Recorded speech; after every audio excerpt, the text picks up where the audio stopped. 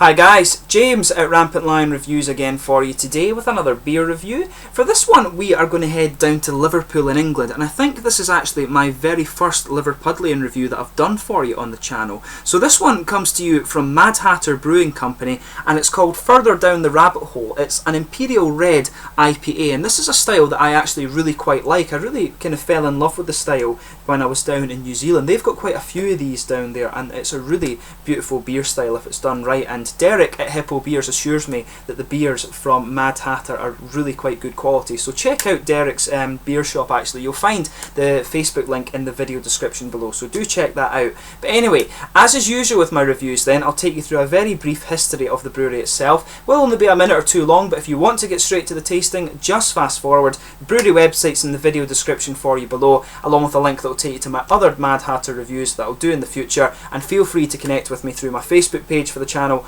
or my Untappd profile. You'll find all of those links in the description below, like I said. But anyway, as I told you, the brewery is based in Liverpool, and it was founded in 2013 by Gaz Matthews and Sue Starling, and it's actually only very recently that these guys have appeared up in our beer shops in Scotland. But they initially started out on a tiny 1.5 BBL brew kit in Toxleth, but they've more recently moved to a new facility on the corner of Jamaica and Watkinson in the Baltic Triangle area of Liverpool. It's quite close to the Queen's Dock. But the new brewery has a 2.5 BBL kit and several 720 litre conical fermenters, and this means that they can brew small batches of beer every day. But they say on their website that they take all the best elements of the US, English and continental European brewing industries and fuse them together to create quite a few interesting beers. They use English floor malted grains as the malt bases in most of their beers. They use world hops and various speciality yeast strains to create their beers, and most of them are actually pretty high ABV. So if you want to go out and session these beers, you're going to end up pretty drunk, but you'll get drunk doing some very nice beer tasting, I have to say.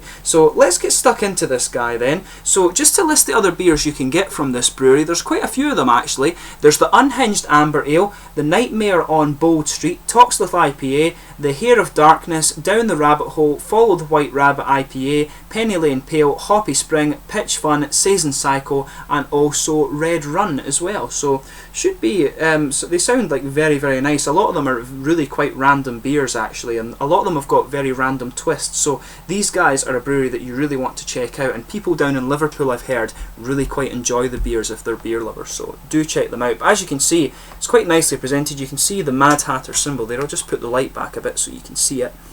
But there you can see the Mad Hatter symbol on the side of the thing. The light's actually being a bit of a pain in this video, I have to admit. But as you can see, it's quite nicely presented there. You can see the rabbit on the side.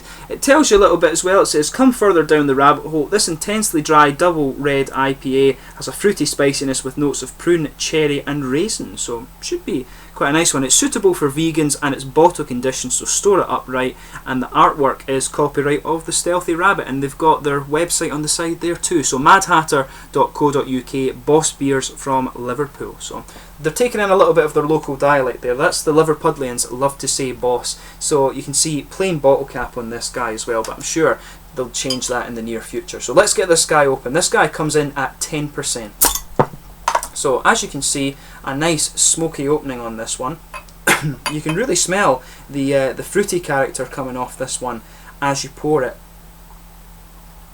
But it's a nice, really quite interesting coppery colour, this beer actually. I'll just tell you the hops actually that are in this one, but as you can see, it's a nice red kind of coppery colour. I'll just bring the light down so you can see that. It is a nice kind of dark red mahogany colour actually. It's got a bit of a tinge to it. It's got a two-finger frothy kind of beigey coloured head on it there. It looks really quite nice actually. Very much looking forward to trying this beer. There's some big bubbles just sticking towards the side of the glass there on this one, and some little ones going up towards the bottom of the head, but it looks a very, very nice beer indeed. So I'll just tell you the hops that were in this one. I've got my notes on this one here. So it's hopped with Amarillo, Columbus, Centennial, Cascade, Mosaic and Simcoe hops, and it uses a Belgian Abbey yeast apparently, so it should have a nice big kind of bready and sweet malt base, but then you've got a hell of a lot of American fruity character on top, and this is why I really love these Imperial Red IPAs. You get a nice hint of kind of tropical fruit and some citrusy oranges normally, and then you've got the nice red fruits coming in too, and this one will have a nice big bready base. So without further ado,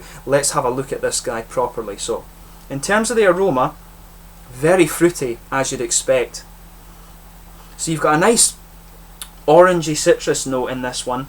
That's probably going to come from the Amarillo and the Mosaic hops. The Amarillo's got a really nice orangey citrus character that comes from it. The Mosaic is more as a slightly sharper citrus from what I remember.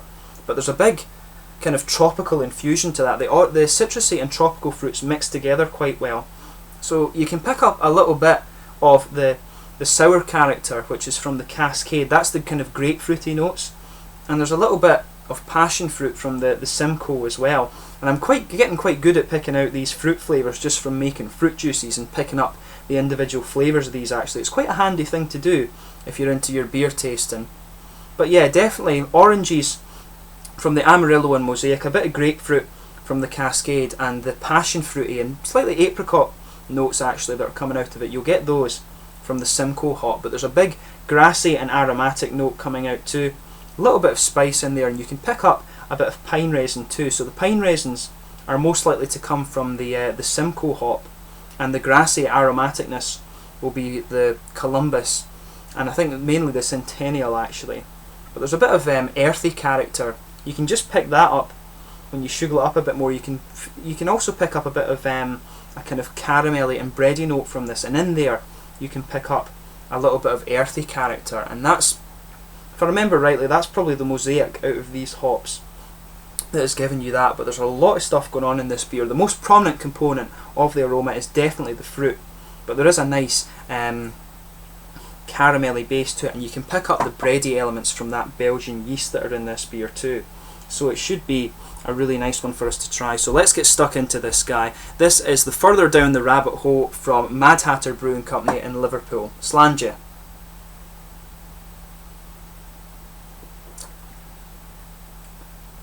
Yeah, now that is really quite nice. Just take a few sips of this before you actually think about the flavours, because it does take your mouth a bit of time to adjust to each beer as you try it.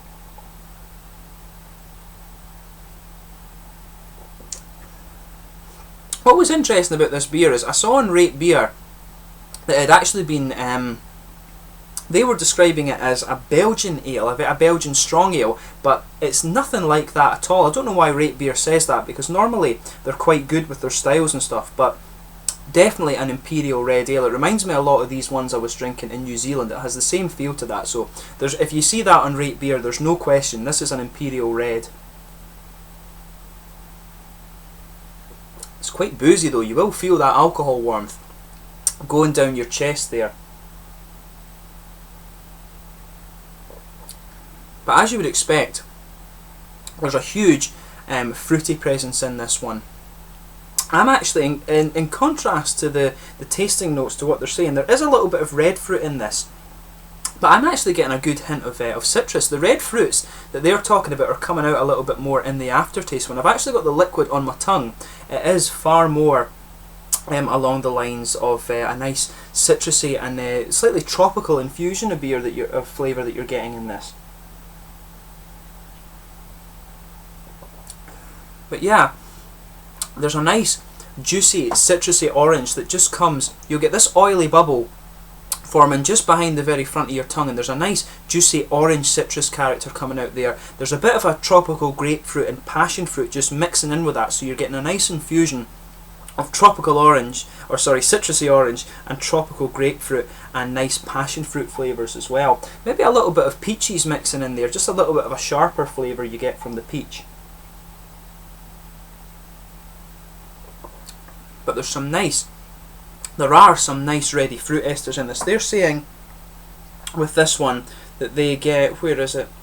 You get some prunes, cherries and raisins. I can definitely pick up a little bit of the raisin flavour in this in the aftertaste. Not so much the cherry. The cherry's a very distinctive flavour, not quite getting that.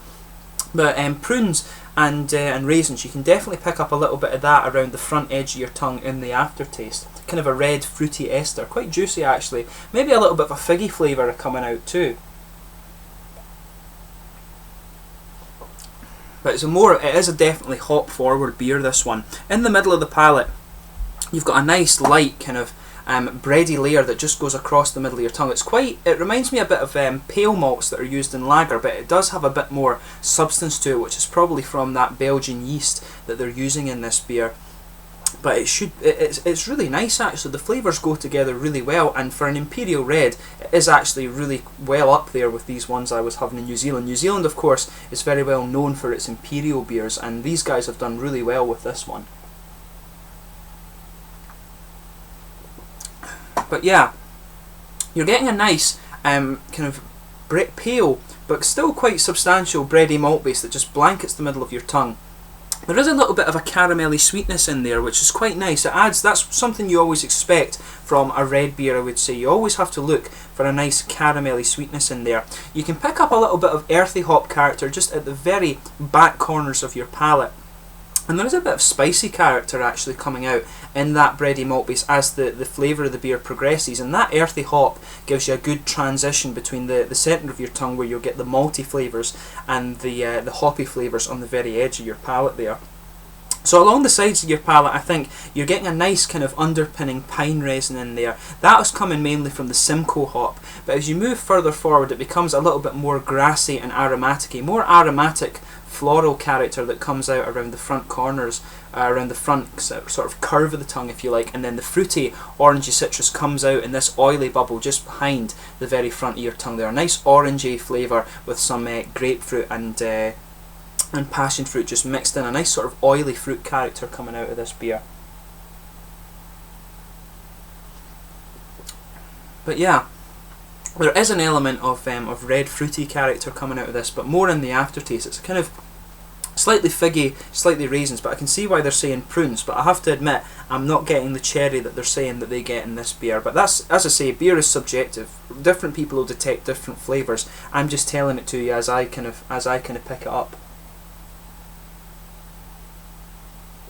But yeah, that earthy character at the back of the tongue works quite well. A little bit of bready yeasty character across the middle of the palate, and some spice building on top of that. And the spice actually comes out a bit more in the aftertaste. So it's a very, very interesting beer. But in terms of an Imperial Red Ale, thoroughly enjoyable. It's really, really nice. I would happily drink this again. But to me, obviously, because it's a 10% beer, this is a taster beer. This is a bit of a treat. To me, this isn't something you go and say, oh, I'm going to drink 2 or 3 of these tonight. This is a beer that you drink to enjoy the taste of and to pick up all these different wonderful flavours that are in it. It's really well done, I have to say. In terms of the mouthfeel of this one, I'd definitely say full-bodied. The carbonation is very smooth, but it's got a big kind of syrupy, slightly oily mouthfeel to this. The syrupy character helps bring out a wee bit of the caramel flavours that you're picking up in this beer. They're not the most prominent actually. It's a bit of a slightly darker caramel, and the kind of bready characteristics and yeastiness in this beer give that a bit of they kind of punch that out the way a little bit. It's more of a fruit forward beer, this one, but it's got a nice oily mouthfeel. That helps bring out the tropical elements of the flavour. There's a bit of dry character around the edge of the tongue, as I was saying.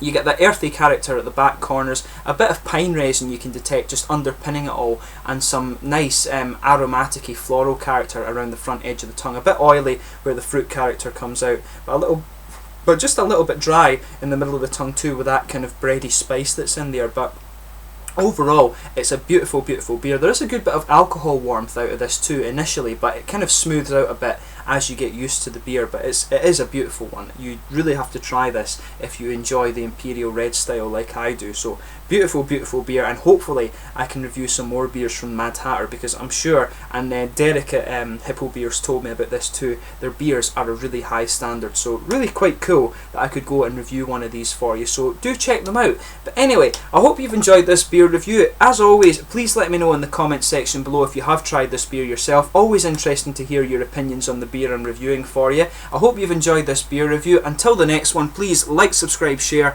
all the usual YouTube stuff. Feel free to add me as a friend on Untappd and like the Facebook page as well. Check out the brewery website and also have a little look at Derek's Facebook page as well for Hippo Beers in Glasgow. Until my next beer review, slàinte for now.